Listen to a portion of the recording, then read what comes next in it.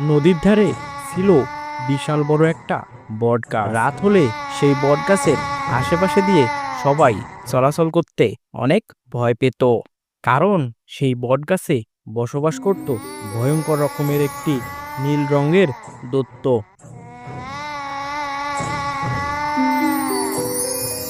আজ কেন জানি আমার ভীষণ রকমের খিদে পেয়েছে।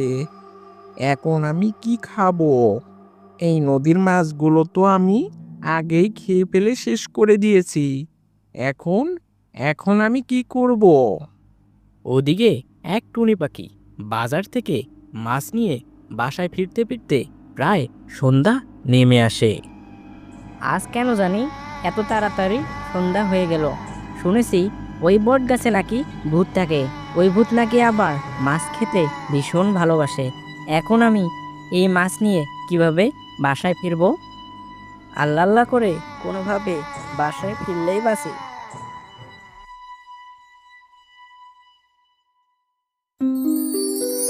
কেটা?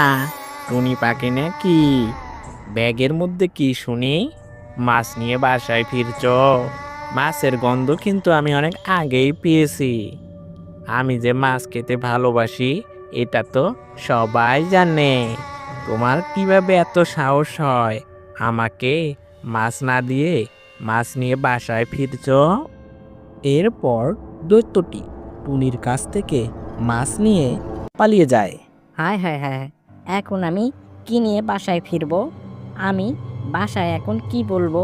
যাই হোক, এর একটা ভেদ করতেই হবে। আমাকে মাছ না দিয়ে মাছ নিয়ে বাসায় ফেরা কেমন? নিছি না এখন সব মাছ কেড়ে।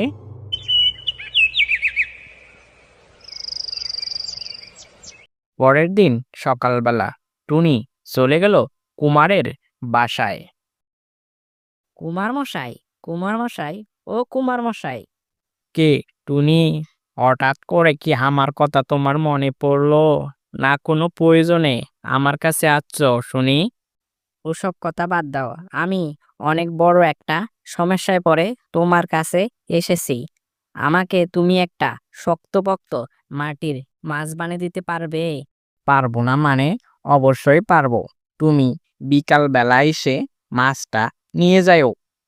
ঠিক আছে, তুমি খেয়াল করে বিকালবেলা আমার জন্য মাছটা রেডি করে রাখো। আমি বিকালবেলা এসে মাছটা নিয়ে যাব। সো বন্ধুরা, নেক্সট পার্টের জন্য অপেক্ষা করুন। নেক্সট পার্ট আগামীকাল আসতেছে। ধন্যবাদ।